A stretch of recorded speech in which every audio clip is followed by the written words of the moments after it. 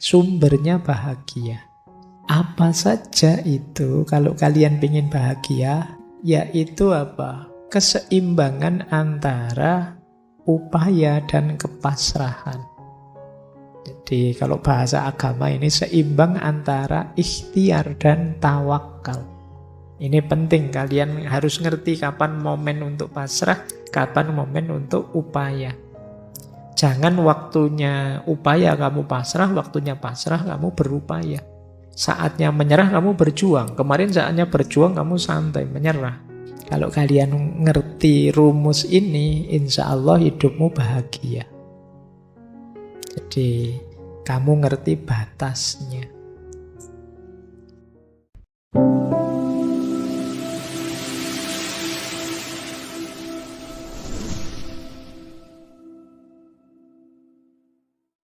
Bismillah, mari kita lanjut lagi, belajar lagi, ngaji lagi.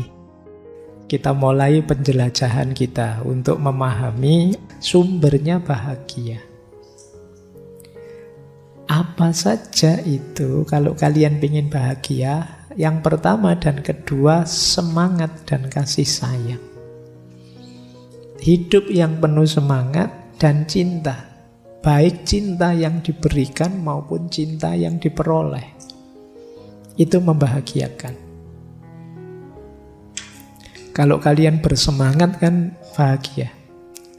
Caranya gimana untuk semangat? Kata Russell, semangat itu rasa haus meluap-luap untuk meraih sesuatu. Caranya gimana untuk bisa semangat? Minat, keinginan. Lakukan apa yang memang cocok dengan dirimu jadi keinginanmu. Kamu akan semangat. Jadi orang yang tidak punya cita-cita, tidak punya keinginan, sulit bahagia karena melakukan apapun kurang semangat. Tegaskan keinginanmu, kejarlah, raihlah, itu mesti semangat. Tapi kalau kalian tidak punya target apa-apa, sulit untuk bisa semangat. Sementara sumbernya bahagia itu kan semangat. Kalau kalian ingin melakukan sesuatu yang sudah kalian target, meskipun capek, meskipun lelah, keluar biaya, itu ya kalian bahagia. Nah, pupuklah semangat. Plus cinta, kasih sayang. Kenapa cinta penting? Kalian akan tambah semangat kalau dalam meraih keinginan tadi didukung dengan cinta dan kasih sayang. Ada yang mendukungmu karena cintanya padamu. Mungkin orang tuamu, mungkin sahabatmu, mungkin temanmu, tetanggamu. Ya kan pacari tonggone dhewe kan dukungan dari tetangga. Jadi dukungan kasih sayang itu menguatkan semangat. Maka pupuklah semangat dengan punya cita-cita, punya keinginan. Kata Russell, salah satu penyebab utama kurangnya semangat adalah perasaan bahwa seseorang tidak dicintai. Sedangkan sebaliknya, perasaan dicintai meningkatkan semangat lebih dari apapun. Jadi cintailah dan carilah cinta. Yang dicintai itu kan berarti kalian mendapatkan cinta. Mendapatkan cinta itu luar biasa rasanya. Sama semangatnya dengan ketika kalian mencintai. Kalau sudah jatuh cinta itu kan semangatnya sudah luar biasa, meledak-ledak. Di situ Russell menjelaskan, seorang anak yang tidak diberi kasih sayang orang tuanya karena alasan apapun, mungkin saat besar dia akan jadi penakut, tidak suka berpetualang, dipenuhi ketakutan dan rasa mengasihani diri sendiri, dan tidak lagi mampu menghadapi dunia dalam suasana eksplorasi. Ini salah satu contoh. Seorang anak yang tidak dapat dukungan cinta, hidupnya ya males-malesan. Dia serba takut karena tidak ada yang mendukung dia. Maka ini penting ya untuk orang-orang di sekeliling kita. Ayo kita dukung semuanya saja dengan perhatian kita, kasih sayang kita. Siapapun itu, mungkin saudara, mungkin teman, teman sekelas, teman kos-kosan. Ayo saling mendukung dalam cinta.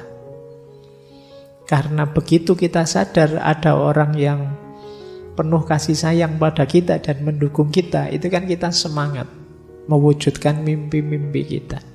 Tapi kalau kita merasa diabaikan, merasa sendirian, ya kita tidak terlalu semangat meraih cita-cita dan keinginan kita. Ini sumber kebahagiaan. Ayo mencari cita-cita yang mulia dan mencari relasi teman yang mendukung, yang penuh cinta dan kasih sayang. Nah, ada lagi sumber kebahagiaan, yaitu apa? Keseimbangan antara upaya dan kepasrahan.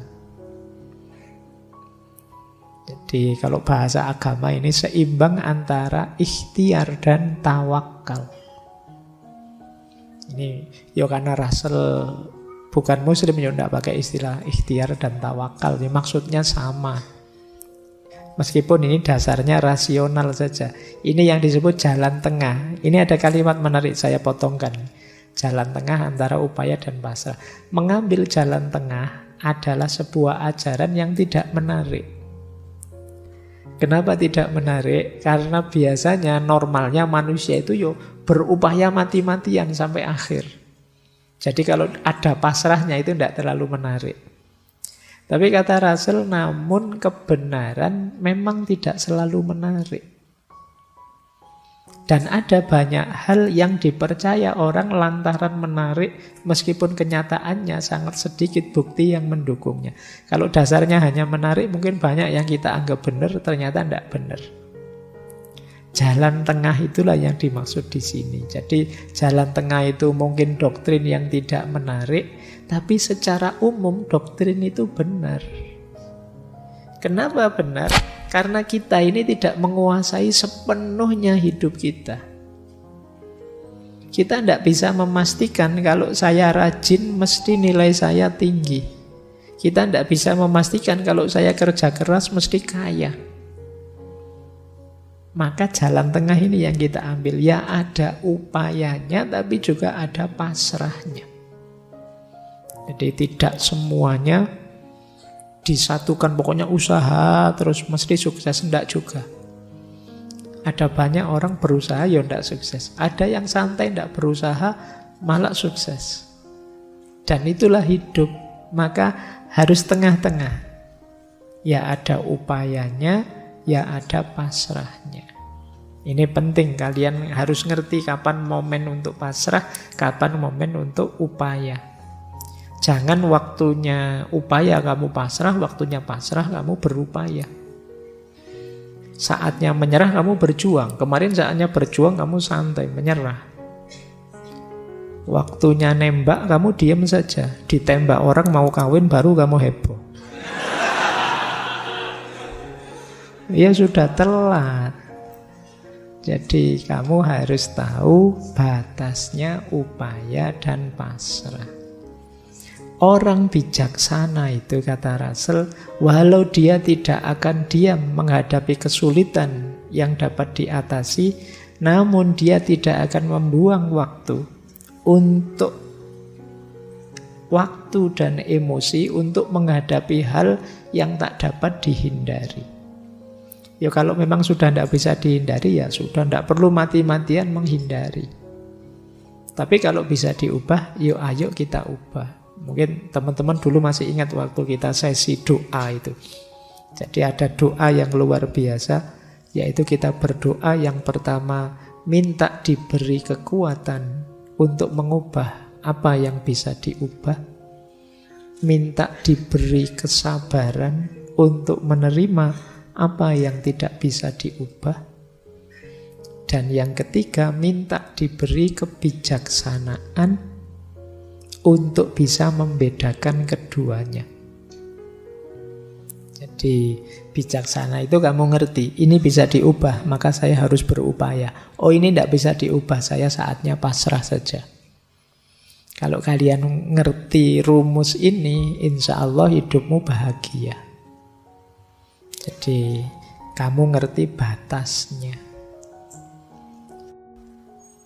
Terus kata Russell lagi, sumber kebahagiaan lagi apa? Keluarga. Keluarga jadi dasarnya kebahagiaan. Kalau keluarganya ngaco dan kacau, sulit kita bahagia. Jadi keluarga itu kan tempat bersandar kita dalam hidup, apapun yang terjadi. Senang, sedih, gembira maupun berduka, itu kan larinya kita ke keluarga.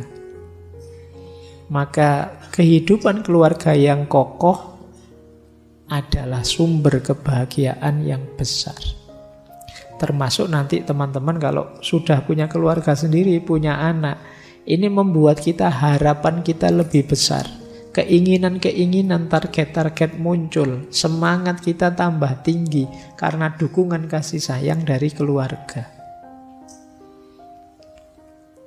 Russell sendiri bilang, bagi saya pribadi, secara pribadi, saya telah menemukan kebahagiaan saat menjadi orang tua yang lebih besar daripada kebahagiaan lainnya yang pernah saya alami. Jadi begitu punya anak, dia merasa bahagia luar biasa dibandingkan kebahagiaan apapun. Jadi begitu punya anak, dia merasa lebih semangat lagi mencapai ini, itu, dan lain sebagainya demi keluarga. Untuk bisa berbahagia di dunia ini, kata Russell, apalagi ketika masa muda sudah lewat, kita perlu merasa diri ini bukan sekedar individu yang terasing, yang hari-harinya akan segera berakhir, tapi menjadi bagian dari arus kehidupan yang mengalir dari benih pertama menuju masa depan yang jauh dan belum diketahui.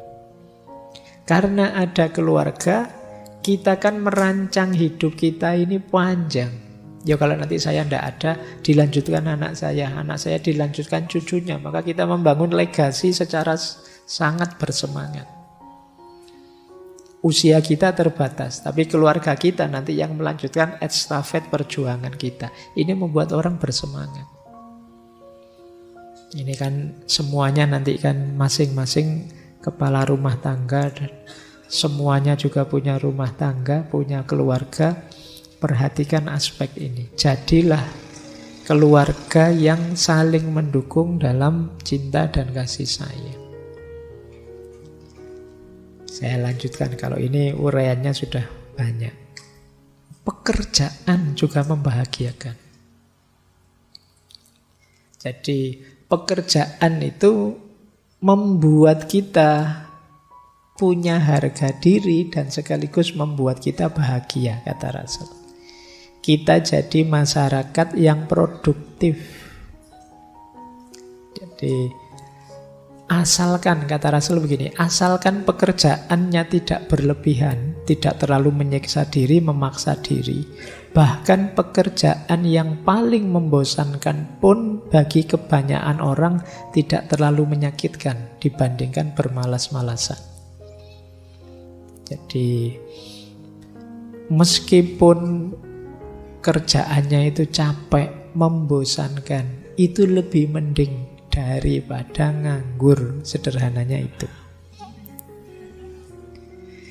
Jadi mungkin berkebalikan dengan beberapa prinsip teman-teman, tapi kata Russell begitu. Karena paling tidak kalau kita ada pegangan pekerjaan, kita masih punya pride sedikit banyak. Kalau ditanya orang, kerjaannya sekarang apa? Itu kan bisa dijawab. Tapi kalau tidak, kamu nanti tolak-tolak bingung, wah saya sekarang sibuk apa? Sibuk nganggur. Itu kan tidak enak jawabnya. Nah kata dia, dibandingkan bermalas-malasan, meskipun pekerjaannya sangat membosankan, tapi lebih mending secara sosial. Nah ini makanya tadi saya bilang paradigmanya Russell ya rasional saja, realistis. Dan memang bekerja itu adalah hal yang diinginkan, yang pertama dan terutama sebagai pencegah kebosanan. Karena kebosanan yang dirasakan seseorang ketika ia melakukan pekerjaan tidak ada artinya dibandingkan kebosanan yang dirasakan ketika ia pengangguran. Kan beda ya rasanya. Kamu bosan kenapa? Saya bosan Pak kerja terus. Nah, kalau kamu bosannya saya bosan Pak nganggur terus. Itu kan rasanya beda. Yang pertama diinginkan, yang kedua tidak diinginkan. Di sederhananya pekerjaan itu membuat kita percaya diri, itu yang membahagiakan. Tidak punya pekerjaan membuat kita agak minder. Dan bagi Russell, tanpa harga diri, kebahagiaan sejati hampir tidak mungkin terjadi. Dan orang yang malu dengan pekerjaannya sulit mendapatkan harga diri. Intinya, pekerjaan juga adalah sumber kebahagiaan. Selain keluarga, selain semangat dan kasih sayang. Ada lagi sumber kebahagiaan apa? Kepentingan impersonal. Kepentingan impersonal itu hal-hal sederhana, santai untuk ngisi waktu luang. Yang membuat kita rileks, tidak tegang. Tidak serius seperti ngurus keluarga, pekerjaan, keuangan, tidak begitu. Kalau di Russell, kepentingan impersonal itu contohnya membaca buku, nonton pertandingan, pergi ke teater, bermain golf, ya karena mungkin Russell kan bangsawan. Jadi aktivitas rileksnya itu membaca buku, nonton pertandingan, pergi ke teater, ini biaya semua ini. Bermain golf. Yo, kalau kita ya mungkin nongkrong di angkringan, pagi-pagi ngopi, santai, nonton orang lewat, itu yang gratis-gratis saja lah. Tapi kan santai. Jadi yang tidak tegang. Ini yang disebut kepentingan impersonal. Nah, ini agak lawannya tadi. Kalau tadi kan disuruh serius bekerja, ya tapi jangan kerja terus lah, ada santainya. Itu cirinya orang bahagia. Bahkan kata Russell, lebih baik tidak melakukan apa-apa daripada melakukan perbuatan jahat. Nah, berarti boleh tadi ya kalau kalian ditanya, kerja apa? Enggak, saya masih nganggur. Loh kok masih nganggur? Lebih baik tidak melakukan apa-apa daripada melakukan perbuatan jahat. Ini jawabannya ya, nanti kamu nggak usah grogi. Jadi separuh dari pekerjaan yang bermanfaat di dunia adalah memerangi pekerjaan yang merugikan. Jadi diam saja itu termasuk masih menguntungkan daripada jahat. Ada quotes yang menarik dari Russell, "The time you enjoy wasting is not wasted time." Kita kan sering ada istilah menyia-nyiakan waktu. Kamu melakukan apa saja sih, tidak penting, itu menyia-nyiakan waktu. Tapi kalau kita bisa menikmatinya, itu bukan wasting time, kata Russell. Yaitu kepentingan impersonal tadi. Kamu kok seharian main game saja. Loh, tapi saya senang bisa menikmati. Itu bukan wasting time. Jadi time you enjoy wasting is not wasted time. Jadi di sini dia menegaskan, kalau bahasa hari ini mungkin harus selalu ada me time. Waktu ketika kita menikmati diri kita sendiri. Me time bukan waktunya beli mie. Jadi waktunya kita menikmati diri sendiri. Kalau anak kos kan memang makanannya Indomie, terus jadi sedikit-sedikit me time, sedikit-sedikit me time. Me time itu waktumu menikmati waktu, menikmati keseharianmu. Istirahat, senang-senang, tapi tetap jangan lupa kerja, jangan lupa keluarga yang baik, jangan lupa bersemangat menarget cita-cita dan lain sebagainya. Ini sumber kebahagiaan. harus ada ininya. Orang yang tegang terus, kenceng terus, insya Allah tidak bahagia sebenarnya, dia capek hidupnya. Tapi kalau iyo serius, yo ada santainya, ya serius ya ada santainya, itu hidup yang lebih membahagiakan.